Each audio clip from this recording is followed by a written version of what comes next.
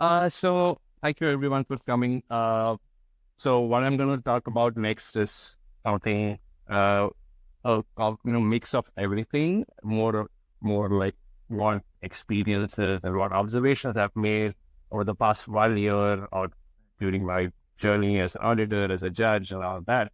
For some parts of the start may be repetitive because I kind of spoke the same thing at Trustex earlier this month. So forgive me if you find some of the overlapping things, but uh, I would like to share this. I will take this opportunity to share a bit more and dive a bit more into a few things here. And I would really want to, you know, uh, keep this session more of an interactive while, so Awesome. rather than me sharing most of the stuff. I would appreciate all of you asking me questions as much as you can. Things that I know, things that I don't know, all of those things. But yeah, I'll try my best to answer. So let's keep the questions for once. I just have a quick, run through of the topics that I've kind of prepared, right? So that there is some content for you to ask questions on. Uh, all right. So let me go ahead and start with my slideshow. So yes. So who I am, what I did. So I am a security researcher. I think I came in before this. I was teaching physics. Before that, I was doing a little bit of programming. Uh, and I became a security researcher or took a deep dive into security. I think 2 years ago, late 2021 and early 2022. Um, I started reviewing code internally for one of the startups and wrote some contracts there, and then jumped into Securium, one of the best places for security, want to be security researchers. And that's how I started, like most people last year. And did a couple of shadow audits, did pretty well there, and became a junior security researcher at Spearbit. Did a couple of audits there, did some audits at Audit One, and a few more private audits. And then Sherlock happened, and I became a judge there. And then Sherlock launched the audit contest platform and decided to have me as the internal judge who basically did all the judging, all the behavior, all the work that required a judge to do. And I think from the role perspective, that was kind of unique at the time. I mean, C4 had security researchers coming in and doing judging for contest basis, and the way they went about this judging was very a little different than how Sherlock did it. Uh, my role was like kind of unique, and I don't think anybody else was doing full time as much as I did. And now, obviously, someone who's doing something very similar as part of my role, right? So yes, I think I would say I was one of the only full time judges in the space that existed over the past year, and I did a lot of judging. Uh, I can, I think at least I've seen more than 15,000 issues. Um, at least I stopped counting after a while. Uh, Wow. but yeah, that's, I mean, someone like Alex has seen way more. But I was joking the other day when I met Alex, he would say, okay, Rishi is the best judge in the whole world. And I would say, okay, the best judge in the whole world just called me the best judge in the whole world. Awesome. Yeah. So yeah, that's what I did, and I exactly, there was no proper role laid out. There's no proper task laid out, and uh, I kind of did what I had to. I will go into a little bit more details on that in the next slides.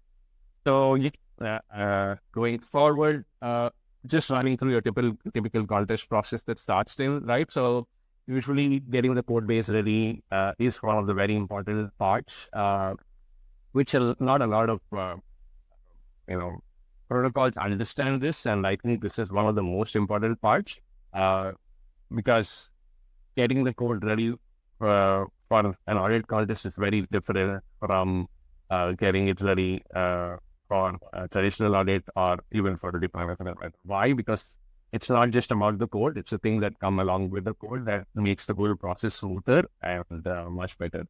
right? So yes, so all of this happens. I will dive a bit more deeper into that later. So what will my roles like? What I will exactly is making sure the test is ready, the code base is ready, the tests are going, there's good enough comments on each of them, and the context for the code base is provided. That is, the right amount and the right quality of information is provided to the auditors prior to the start of the contest is very, very, very important to avoid some of these possible confusions that happen during the audit contest. So that step is one of the very important steps. Once that is done, I would answer a lot of questions related to, okay, how I found this issue. Do you think it is going to be a low or a medium or a high? Because in contest platform, judging is one of the most difficult tasks. Everybody has their own versions or interpretations of how their issue or violation be judged. The answering questions is also part of that role. The next is the judging part, obviously deduping. So when I started out, it was a lot of work to, dedupe these issues because having 300, 400, 500, 600 issues, and then you have to now look at one issue and see what are the possible duplicates that it could have. And now I think use of ChatGPT or any of these, not ChatGPT, the GPT models makes it much easier, I believe. At least giving you a lot of false positives can now clear things out much easily. But yeah, initially it was a lot of hard work. But outside of that, the initial filtering is the process where I would have to go through first set of possible lows or possible low hanging fruits that say, okay, this is not a valid finding, or this is a easy finding where yes, like a wrong token implementation is done, or somebody's misunderstood the impact, somebody's clearly wrong about something. So these kind of filtering issues happens. And then another round of making sure all possibly validations, because sometimes you have to you're racing against the time versus judging issues correctly. So you tend to give possible borderline issues for the protocol to see. So this is like a right balance in between. Once that is done, you wait for protocol feedback, where they give in, some of these notes about this issue as to how, whether this issue is valid or invalid or things like that. Right. So that is, you wait for these comments and then you decide whether the protocol has given a valid feedback, or have they misunderstood the rules, or are they, based on the comments, you take the decision. If there is any conflicts, resolve them and announce the initial results. So one of the things that Sherlock did was having escalations early on, because we saw in this race against time, there were some of the issues that were not judged correctly, and then sometimes protocol did not give complete information on the issue, or misunderstood how these rules should be interpreted. So these things would naturally happen, and then that's where the escalations came in, where people would escalate saying, hey, look, this issue was not judged based on issue, blah, blah, blah. So I want you to, they provide extra information to consider why their issue is valid. So at the same time, sometimes people do not provide enough context in their original submission, and they use escalation to give more light into it. So these things also will be considered. Yeah. So having said that, moving on to the next part of the process is how did all of this start? Like how did the rule formation start? So initially we wanted to keep it only high and medium, right? So we didn't want to avoid low information issues. So why this decision was made, or what is the importance of this decision, is because Sherlock wanted to consider the audit contest that happens at Sherlock to be the final test. So you can think of it like just before launching, or just before our team being announced, you want to make sure your code is solid and not, or cannot be exploited in any way.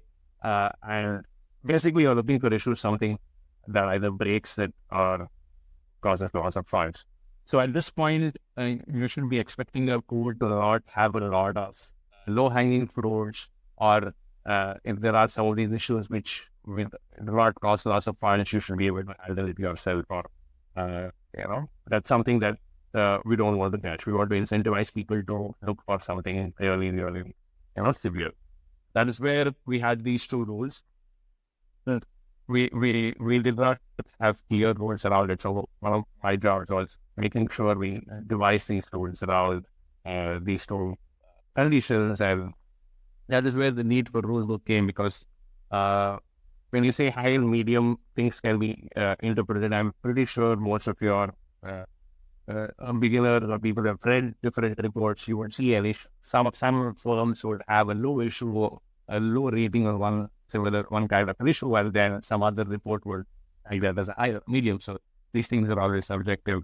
There is no particular standard, which is another problem for us. So yes, so that is where we started categorizing these different rules that came in, and we'd say, okay, how do we make sure we incentivize issues that provide value to the protocol, at the same time meets our standards of valid theory. So that is one of the primary rules that came in, where they would start building on top of that. And for example, it has to you need to keep updating it again and again, and you need to keep changing it. For example, when we started out, call versus transfer was valid finding, right? So making sure that you use call versus instead of transfer because of the 2,300 gas and all of that. Over time, that kind of became more of a lower and informational issue, because people were consciously making the decision between these two options. And similarly, the front-run initializer would have been seen as a valid issue at one point, but after a while, if you look deeper into the impact when somebody is deploying at the start, if somebody just front-runs the initializer, if there is no loss of funds there, if there's no funds sent into those contracts, then that's not really an issue. Similar to the user blacklist issue, or where somebody gets blacklisted and causes loss of funds, that while this may be seen as a valid finding from a user perspective, but from a protocol perspective, it's a user's mistake that they got blacklisted for whatever reason. So yeah, this was one of the things, some of the things that needed to be updated. So these are the reasons why a rule book has to constantly, keep updating itself, because security improves over time, things change over time. You need to keep moving on, changing these things. Yeah. Seems like being a judge is a place where you get the most amount of work. Auditing is of course excruciating, but judging can be really tough because you're up against the auditors and you need to prove your points, You're not just against the auditors, you're against auditors, you're against the protocol, you're against yourself. So it's kind of,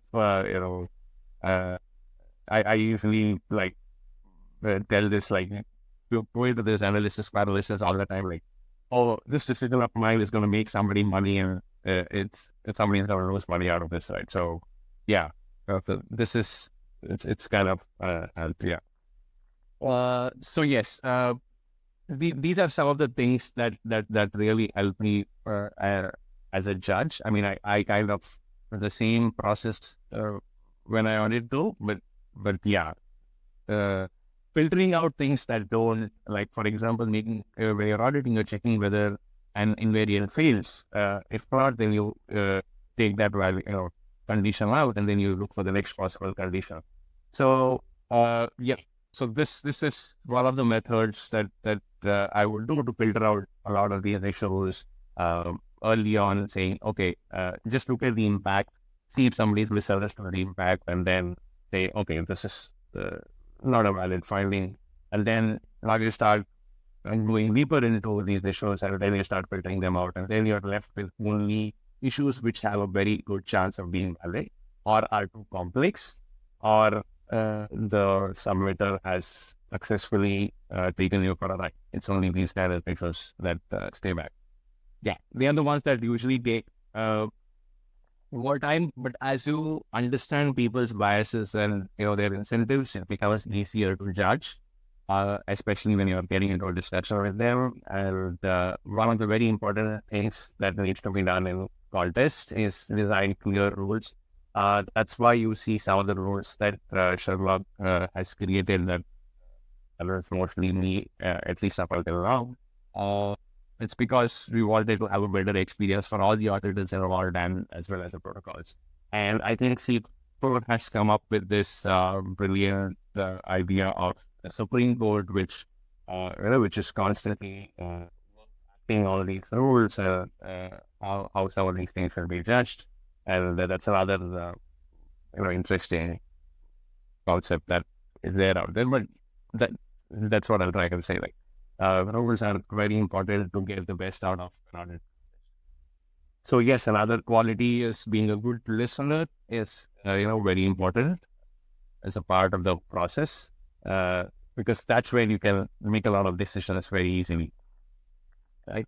Okay. So the next part is some of the observations that a lot of people submit a lot of invalid issues, and I think anybody who's had an experience with the studying at Sherlock or maybe C4, you find quite a lot of these, especially at Sherlock. Like, even though you say we only avoid high medium, people still submit low information invalid because they interpret it in that way, or they just want to provide value at times. At least when we were not penalizing people for submitting lower information issues, a lot of auditors would provide, okay, this is the low issue. I know that I will not be rewarded, but I want to, want the protocol to see that, this is a low issue. I have a question here. And okay, so today it seems that we're having a problem with the overvaluation of findings. So sometimes you're gonna find a medium and it's gonna turn into a high. And I understand that there's a beautiful process into actually escalating a problem into becoming, let's say, a critical. And I feel that we lack a category. We lack the category where people steal the actual money, because I can have a critical that breaks the protocol but doesn't take the money out. I can have a high that breaks part of the protocol, let's say the part where the money withdrawal works from the company part. But I don't see a finding that is always explicit to money, to draining the whole protocol. Right. So that is where I think in one of the next slides, I also mentioned how the higher medium finding is like kind of flawed, because you have these two categories, like some of the examples that you just mentioned, right? There is a need for something like a critical. But again, even these three categories can also be flawed. Why? Because let's say, for example, there is an issue which is kind of like a borderline, which may have a certain impact, which falls under the rules of medium, but does not exactly consider as a medium. We can't consider as a medium initially.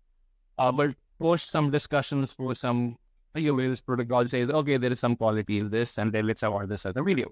Now that issue becomes a unique medium, right? That becomes a unique medium. It now has much more value than an actual medium which breaks something, but has a single duplicate, right? So this will have a much lesser value or an incentive than this borderline issue has come.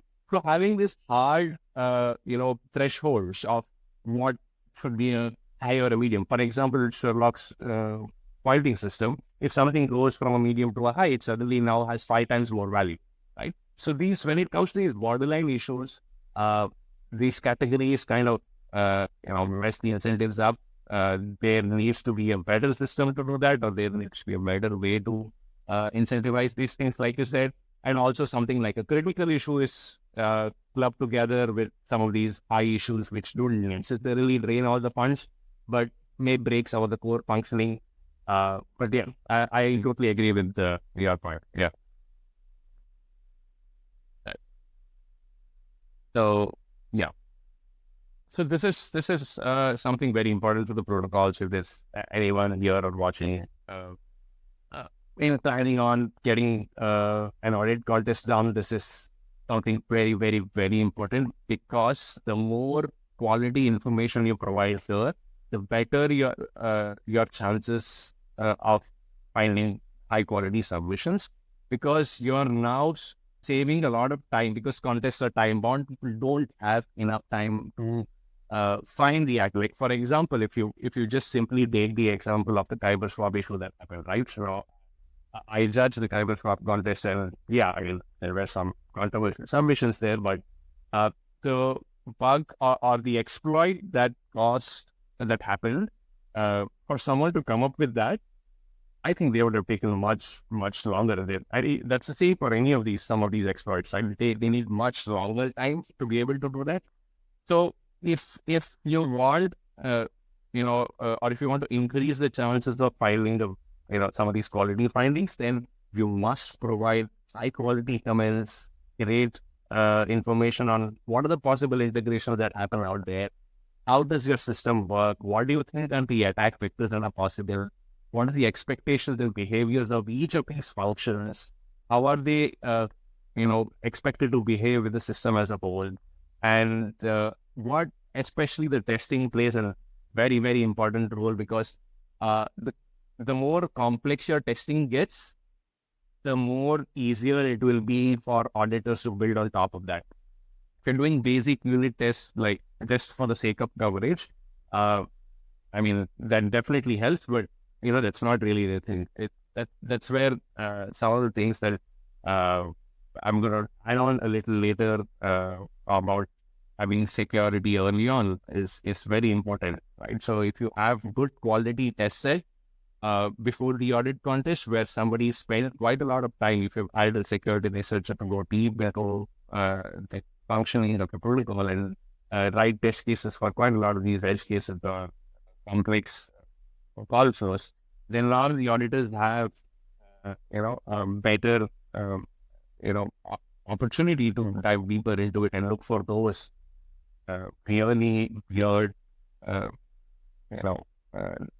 downscaling or upscaling or some kind of a minor bug that drains everything, right? So yeah, that's all important. Really interesting because, some of these protocols are purely maintained by developers, and developers are terrible at creating documentation. So how often are you getting all these points correctly?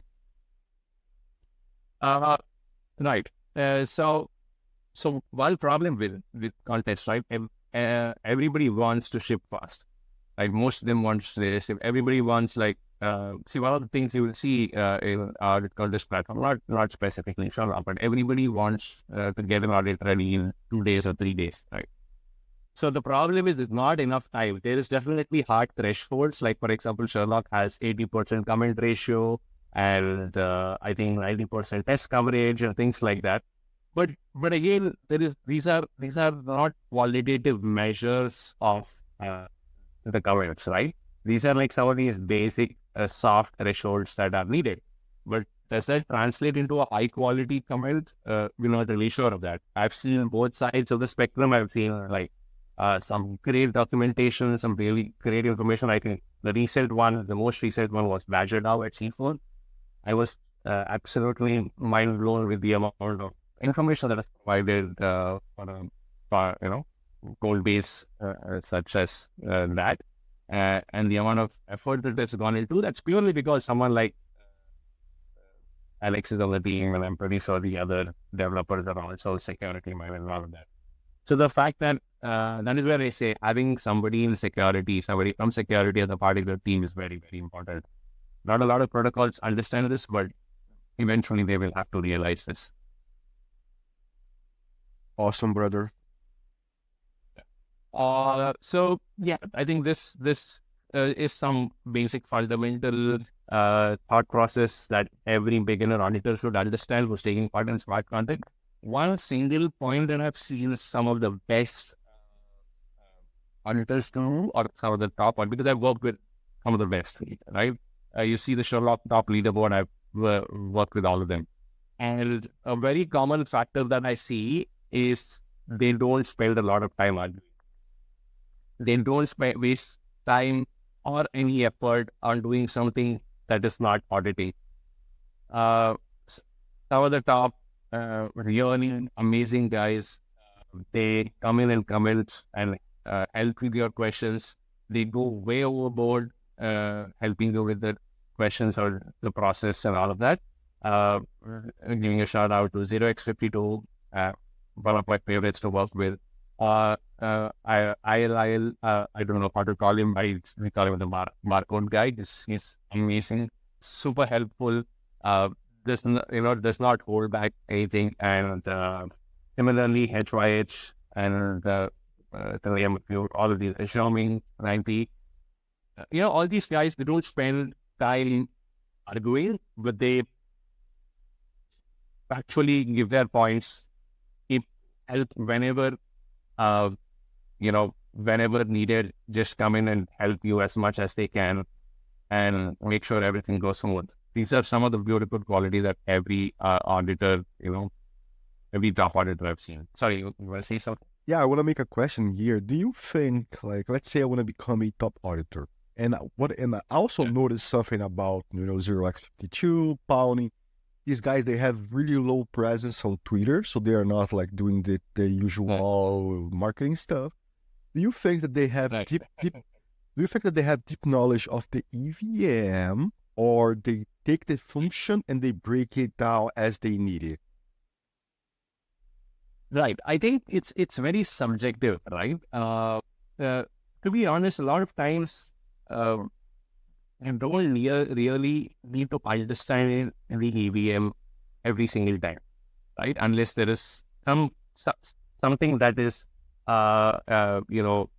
very unique, or something that is written in a low-level language, is written in assembly or something like that. Or I'm not generalizing, but quite a lot of times you don't have to know every single thing that's happening at the EVM level. But I would still say that having the basic knowledge of EVM, how does it function, I think this definitely does help. I don't see anybody not having this knowledge becoming, a great auditor, but then people can always have knowledge gaps, right? Like, for example, I would say, if you found a very good auditor, how do you quantify that good auditor? Like, when you say someone who's amazing, do you see the number of findings that they have, or do you see the number of issues that they've submitted, the validations that they submitted, or the amount of money that they've made? How do you come up with that? How do you gauge somebody's knowledge? Can I say something about this? Yeah, please do it. Yeah, please do it. So in my heart, I usually look at consistency. So let's say you made $1 million last year, and you did nothing this year. Right. For me, you're not such a... But some guys like Shung, he's consistently finding good stuff. Consistently, that what comes from me. What about you? Right. I agree with that part, right? So that part is very good. But that's what I'm saying. Consistency means that you're very good at something, right? But that it's hard for someone to say what is the depth of your knowledge on something, like a particular DeFi, or like for example, like one of the things that we usually discuss about is when somebody becomes a lead senior watcher at Sherlock, they are incentivized to take a lead on a protocol that they are more comfortable with, right? So let's say there's somebody is not that comfortable with EVM level code or bytecode level, assembly level code. They would not want to take lead senior watcher course for something like that. That does not mean they don't understand it, but it just means it's now, there's more pressure on them to perform. I hope you understand what I'm trying to tell. So this way, sorry, go ahead. No, I mean, I understand. Go on. Yeah. So yes, I definitely think they have a great understanding of how the EVM works. But at the same time, I'm not really sure of how good their ability is in understanding something like a paradigm CNF or something like that, right? How good they are at solving that. They may be able to solve, but are they good in terms of time? And all of these factors are very subjective to people. And I believe a great auditor does not fall into one set of category, but like you said, consistency may be a definitely good factor to consider. Yeah. Awesome, bro. So, yeah. So yes, I saw some of the points, like having great understanding of how the protocol works is very, very important. That's like sometimes not a lot of people put effort into it. And that's what I've seen as a differentiating factor between some of these top auditors and some of the people, come in and argue during escalation and all. You will automatically see that a lead senior has spent time understanding the protocol versus someone who has, someone who is not. Right? So that is where a lot of issues are finally getting validated because they didn't understand the context of the protocol functioning. Some other points are like obvious, where people move on, respect judge's decision, unless the judge is doing something ridiculously stupid or making a lot of mistakes. People just, move on because a lot of things can be open to interpretation. So these are some of the things that I think makes a good judge. Now, why is the reason that I'm saying this is I see a lot of protocols coming up with competitions, the contests, and I think somewhere in the future, unless AI can successfully do that, there may be quite a lot of triaging kind of rules. Maybe not as much as security researchers, but definitely people might need help with some kind of triaging and something like that. Right? So some of these qualities are like very, very important. You need to be a good security researcher. You need to understand protocol very well, the documentation, understand how people think, how they interpret, understand DeFi in general. So these are some of the unique qualities. Now, does this pay well as against towards security researcher? I don't think so. You will not make as much money, but on and off you can please can definitely keep doing this. But yeah, does it help you? This is a very important question. I mean, a lot of people ask this to me at times, and I think everyone asks people like Alex. It's not necessary. Does it? It definitely helps you as a beginner. Why? Because you immediately get good feedback.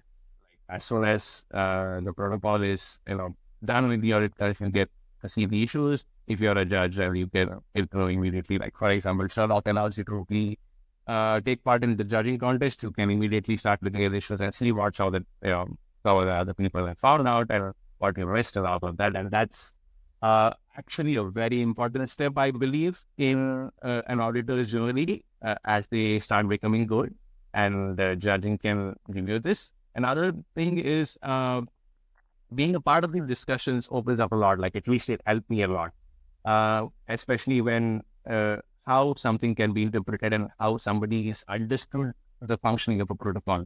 That's not a lot of people. That's not something you can get very easily unless you work with people like that. So, for example, if you're part of a spear build, you kind of get this insight. But if you're doing something on your own, you always lack that. You have this knowledge. You have, how does this person interpret this? How do they think about? How do they go about? How do they come about judging and finding this issue? Right. So that's where these discussions give a different, unique perspective where you understand the mindset of the auditor and all that. And judging may not be for everyone because, like the thing that you mentioned at the start, it's not easy. It's very difficult.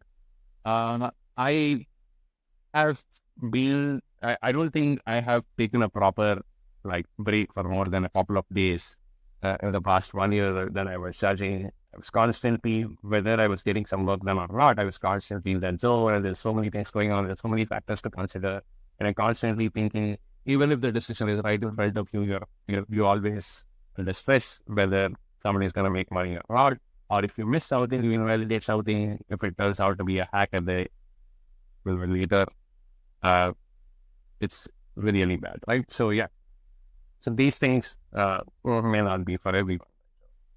Like I said, judging is hard. You're always having a race against time. There's obviously code fatigue. You're constantly looking at code. At least when I would see simultaneous 4, 5, 6 code bases at times, constantly shuffling between them, and absolutely you have to make decisions around each of them. And at some point, you start understanding what's going on. And sometimes the rewards may not be. Sorry. It's wild. I mean, looking at That's why looking at several code bases and having to give responses to these people is a lot of responsibility. Yeah, yeah, I agree. That's the that's I think one of the key. It's just that I enjoy things. What I enjoy whatever I do, so I probably work great for me. So yeah, I hope it works the guy after me also, but it may not be for everyone. So yeah, the next thing is the reward. The judge rewards may not be as great as security researcher reward, right? But somebody has to do the job. So somebody's incentivized still have to do that. Yeah. Complexity, there are a lot of issues that super complex, and it takes a lot of your time and energy to judge them. You're not really sure of how to go about them. For example, off the hat, it's just, I'm pretty sure there are really good ones, but someone called Pangrog, absolutely amazing guy, really, good friend. And I think some of his issues, you can go and look at it, his submissions and show love. The complexity or the depth with which he goes into submitting the issues amazing. And some of his issues have like 40, 50 comments going on, and constantly you see both sides of the argument. People saying, "Oh, it's a valid issue," or "It's not." So this can be another not so easy thing for a judge to do. But yeah. So, like I said, is there a future for judging? Maybe not, but I definitely see some kind of a triaging role kind of a thing coming up, or at least just for some amount of people. Yeah, this is one of the concerns that I have for security in general, because we are seeing quite a lot of competition audit contest platform coming up. I think I'm feeling daily warden right now. I'm going to daily warden and just see the live competitions happening right now is bit concerning for me, because I am not sure. I could be wrong. I'd be happy to be wrong. I'm not sure of the talent distribution that's happening is good for the industry, because each of these platforms are incentivizing people to come and take part in their platform, which is like a necessary part for businesses. But one of the ways we can solve this is having more security researchers, obviously. Good security researchers, obviously, but how to do that? Platforms like Open Science is doing its part, and some others too. I honestly don't know how to solve this. One of the things that the protocols can do is to time your contest in such a way that it does not overlap a lot with others. Although it's really hard to know which one will launch at one time, but yeah, I think at least that effort should be put in some direction to get that ready. Yeah. Yeah. So some final points about how to get the best out of an contextual competition is get the code to its best possible state. Now, some of the things, one very important factor I already mentioned is I would want to see a lot of protocols hiring security researchers early on, and some of the really good code bases that I've looked at have had either extensive amount of audits, good quality audits, not just the quantity, but also quality. Also, they would have someone from some security person in the team constantly looking at the code, over every PR as a service, where they would come in and review the code regular intervals. But beware about some of the feedback that you get earlier, and make sure to get someone really good. Because if you are building something flawed and you keep building on top of that based on the review that you get, then you may end up with really bad code, and the next audit can be terrible. And you can see it in some of these contests where they've gone through an audit before, and some of these fixes that were added before brought in a new set of bugs or a new set of vulnerabilities that previously did not exist. right? So I think it's kind of like an important step. Please note that the contests are time bound. That's where I said having good documentation and necessary information before is very, very, very important, so that people spend time directly looking at your code and looking for those vulnerabilities and not trying to ask too many questions as to how the protocol works, to make sure all the information is necessary and available. Time it well. I already mentioned about it.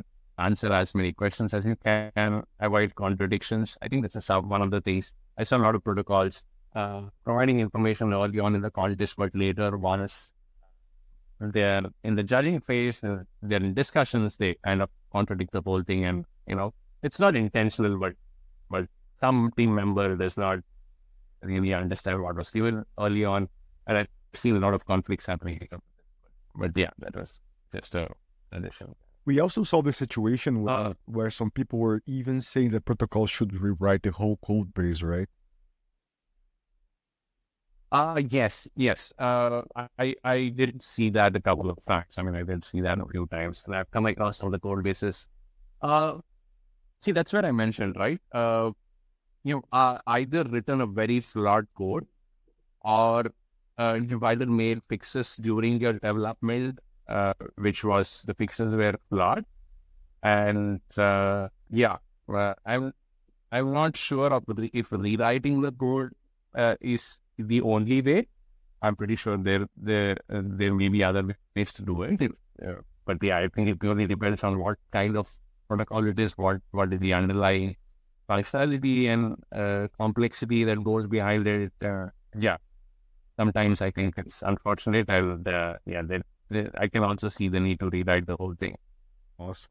But the more larger number of issues. Like for example, let's say you find a lot of issues in a code base. Sometimes they will revolve around a certain functionality or through a certain call flow, which so I've seen protocols removing a particular section completely. Like I'm not really sure of which one, but I think one of the protocols said, okay, we are going to just remove this contract. We are not going to have this feature at all. And they just removed the contract, and it did not affect the rest of the functionality at all, and they just launched it without that. So something like that can also be done. Like it's like you're cutting off that food which has kind of infected and things like that. So multiple approaches can be taken. Maybe rewriting, maybe a little too extreme, but all these options should be exhausted according to me. But so the next thing that that's something that it's I would say is kind of important for the industry is having a modular security rulebook where you list down all the possible categories of issues. I think one of the brilliant works done in this direction is the composable security repository that is there. I think it's the smart contract SCVSCS or something like that, version 2. I'm not really sure of what it is. So that is one of the primary things that I think we need to address, where you have this repository of these categories of issues, and each company or each service provider or each auditing company can now categorize these different modules into different severities. And then the protocol can come in and choose each of these options, and then people can go about judging them. Otherwise, every other company is deciding, okay, this is what I'm going to consider it this way. This is how I'm going to consider it. So I'm not really clear of what the final outcome should be, but because these things are always open to interpretation and they are very subjective at times, some of the issues. But I think we need to start going in this direction at some point, so that there is some kind of a standard as from the smart contract vulnerability kind of perspective, where there is a basic rule book. Okay, these are the kind of issues, and this is how we can categorize them into these severities because of these reasons. It should be at least something like that, and the people should move in that direction. But awesome. So I think that's about the things that I had to say, it's kind of same thing what I've already spoken, but probably a little bit more in detail and less worrying about time. And really thank you for the opportunity for having me here. And I will now open myself up to any questions if there are any. Also, DC. thank you so much, bro. That was an amazing presentation. This will be really, really useful for people, So I invited a lot of people to speak. So if you guys want to open your mics and just talk and make questions, feel free. Okay, Boom, Mambo, Black Hat. Right. And I'm gonna read the question from our friend. Please go. Okay. Yeah. So first question is: has your experience as a judge influenced your approach as a security auditor? If so, how it influenced it, and in what ways? Okay. To be very honest, I haven't done any audit after being the head of judging, because the whole year I was just doing judging fully. I honestly did not have the time to do any audits, but I will for sure answer you once I've done a couple of audits. Feel free to reach out to me in some time. I might be working on something right now, but I'm also curious to see. I definitely feel that there has been a huge impact, because why? Logically explaining, giving you a logical reason, I have now seen many more code bases than I have seen a year ago.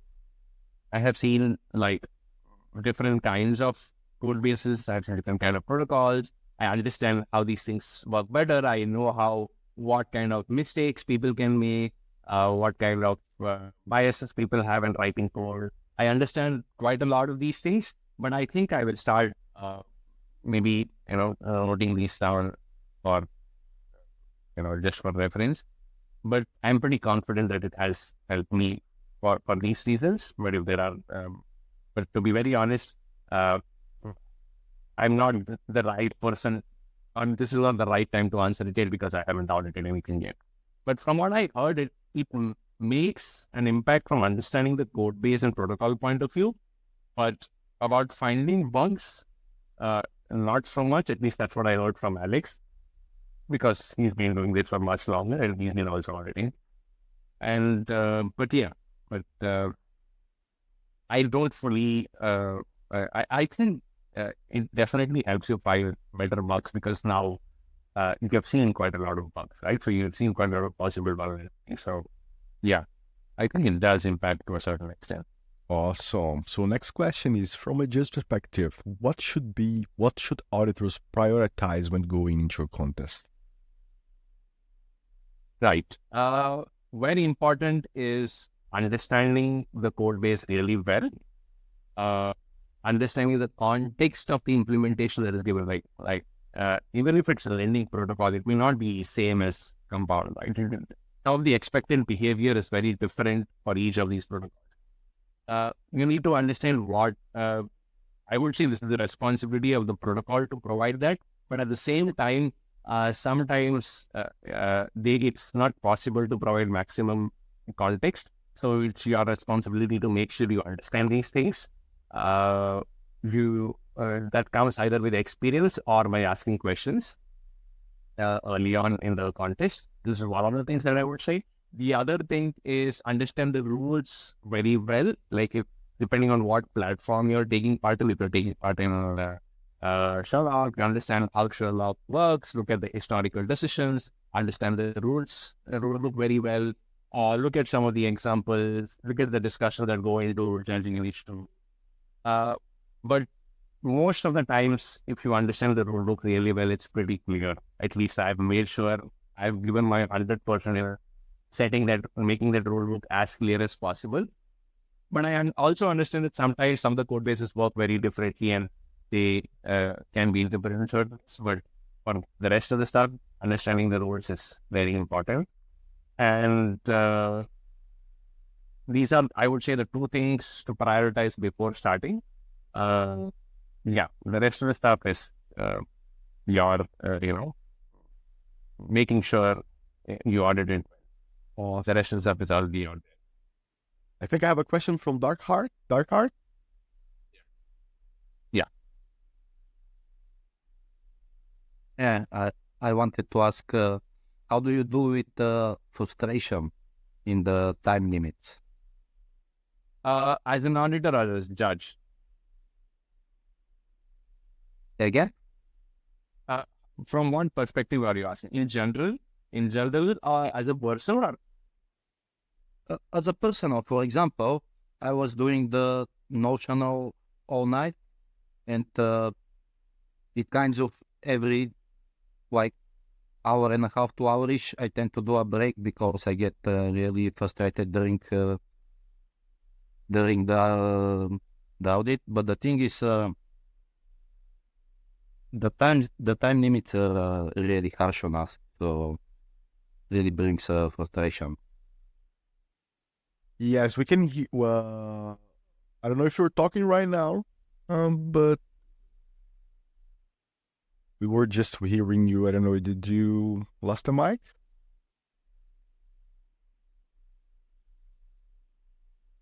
Yeah, we don't hear you anymore. Yes. okay. Sorry. Sorry, I missed something. Probably my internet connection. But yeah, what was the question? I mean, I was asking from what context it is. Is it from the auditor context or from the judge context?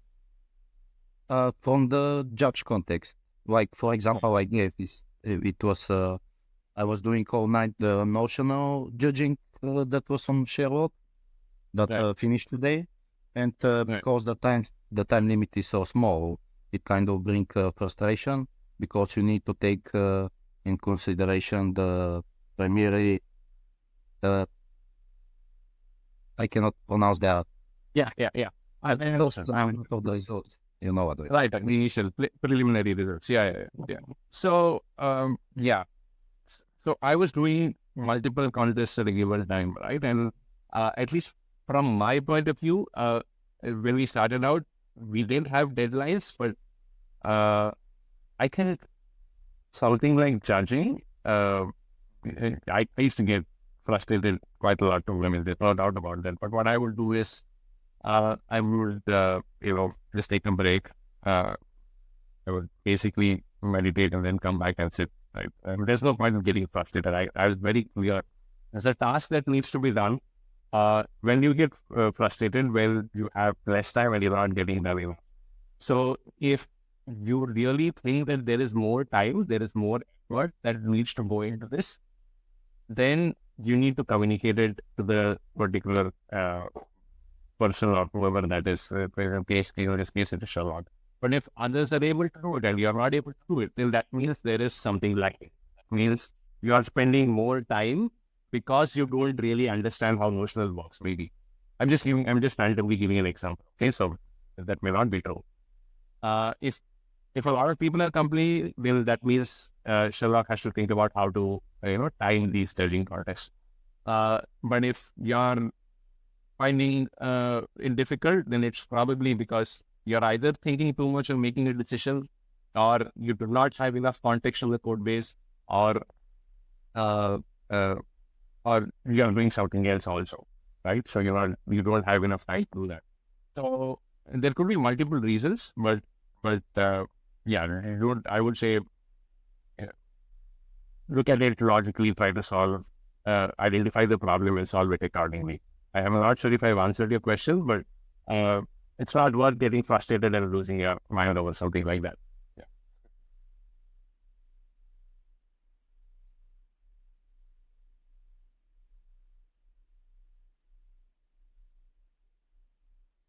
Yeah. No, that was it. Pretty much. Yeah.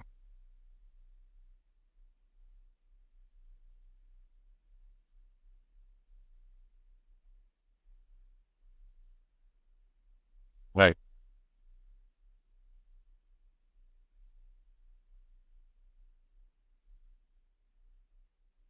Okay. Right. Right. So I will tell you from my perspective, right? From Sherlock's perspective, at least when I was the head of judging there, uh, I would make sure none of this would happen because I was like the final say for all of these issues, right? So I spent quite a lot of time trying to be as unbiased as possible. Now, would there have been an unconscious bias from my end? to a certain extent, maybe, I don't know, possible. I don't deny that because humans can always make mistakes. So that's why the processes have evolved over time. But some of these allegations or some of these discussions that came on Twitter, I don't think they had a lot of, substance in terms of it could be just interpretations as to how they saw it. Because I saw a lot of times, I would personally ping people and ask them what the problem was. And I would say, okay. And I would say, okay, if there was really a problem, then I would work towards solving this. So initially, there were some not so great decisions that happened when we started out the judging contest and having these lead judges, because people really didn't understand the rules that well, and the rules can always be interpreted. But but there was no, the final result did not show these things, right? People did feel like you can say, okay, because he's a lead auditor, he may be right in this.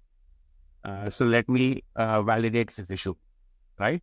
And I think people allowed something like this to happen because there were always escalation. It's not that, oh, I like this guy, let me, submit his valid issue. I don't think something like that would have happened. It just means probably people didn't want to spend a lot of time or did not have enough context on the code base. They said, okay, this is submitted by a lead Watson, so it must be right. If somebody is wrong, then if this is wrong, somebody's going to escalate. So this is what I believe would have gone through. But towards the end, all of these were escalated, and I would make sure something like that would not happen most of the times, or at least all the time. Yeah. So these discussions where people have different interpretations, and I don't think they were based on the final results. But yeah, like I said, one of the reasons why that would have happened is based on what I just said. And something else, and sorry if this is a little bit insulting, but some people also on Twitter some time ago were talking about how do I protect for sending a submission to a judge and maybe he has an out account and also sending that, I know this is a little bit absurd, but can we talk also a little bit about this? You mean sending a submission to a judge before the contest ends? Yeah, like how to make sure the person judging your submission is also not submitting that. Right. So this would happen to me. Initially, people would send me some of the things. I would say, don't send me these. So I would try to give me a gist of what's going on so that I can answer the question. So I would make sure that people don't send me. And I would say, I would speak against sending any kind of submissions to any judge for that matter. Because you can ask if you're not able to convey your information about, if it's about the rules and the severity and the interpretation, then you should not talk to anyone. But if it's about validating, is this a correct finding or not, that's a hard call, because obviously, there's no way to protect against that. A judge can always submit that. I wouldn't even say, even if I was the head of judging, I would say people don't know that. Not that I would have the time to go and submit it, or I wanted to do something like that. But that's generally not good practice. A lot of times people, I would say, don't even ask the protocol, because, that can also happen to some of these things. Some of the times, nobody stops the developer or the person in charge or whoever to submit these, and these practices can always happen. But you can always ask questions vaguely as much as you can and try to understand. But there is no straight answer for this. I don't think you can protect yourself in any way, because there is no way to make your finding special, that you only find. Even a simple question, asking a simple question can also indicate or direct someone towards finding that issue, right? So yeah, it's a tricky. I cannot think of anything. Very cool, brother. That was very, very insightful. Thank you so much for putting the time, preparing this for us. I really like this. I think Part has a question. Yeah. Yeah, I'm audible. Yeah, you are. Yes. Actually, I've read some Twitter thread where people say that if you are beginner into auditing, and if you are able to find few bugs, then you should also try going into judging.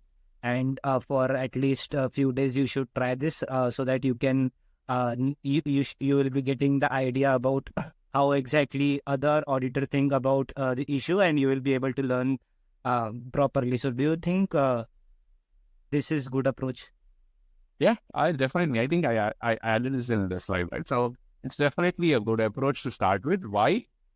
Because if you are not confident of your, let's say you take part in a contest, right? And you find something, you have now spent time trying to understand the code base and looking through, let's say there's a function which liquidates, right? And you try to look for an issue and you think you found something, but then it was not really a finding. But then as soon as you go into judging, you don't have to now wait for the final report to come out, which takes quite a lot of time in these contests. But now, because you have taken part in the judging contest, you will now see people submitting issues related to the same liquidation function you've already spent time on. So now, within a day or two of the contest ending, you have a learning from your efforts where, okay, if I had thought of it a little more this way, then I would have found this, right? But as opposed to finding that a month later, yes, you kind of may get the same feedback, but now it's not as fresh as it was before. So from that point of view, so you now had to wait a couple of months to get that learning, if you understand what I'm trying, or at least a couple of weeks to get that learning. So it's slowly down as a from your progress point of view. Yeah. Awesome. Thank you so much for answering. Awesome. Sorry? Yeah.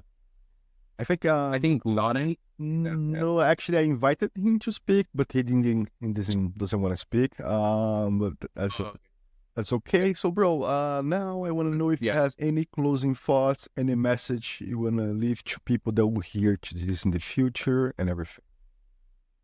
Nothing really. I mean, I just hope. I believe everyone here is security researcher, and I hope and wish the best to all of you here, including myself, so that we become the best security researchers in the space, and making sure we contribute to as many protocols as possible, making the space overall so that we have mass adoption eventually and people feel safe to use these protocols, and all of us make a lot of money. Awesome. Thank you so much, brother. I mean, this was an amazing session, and see you guys later. Thank you. Thank you. Thank you so much.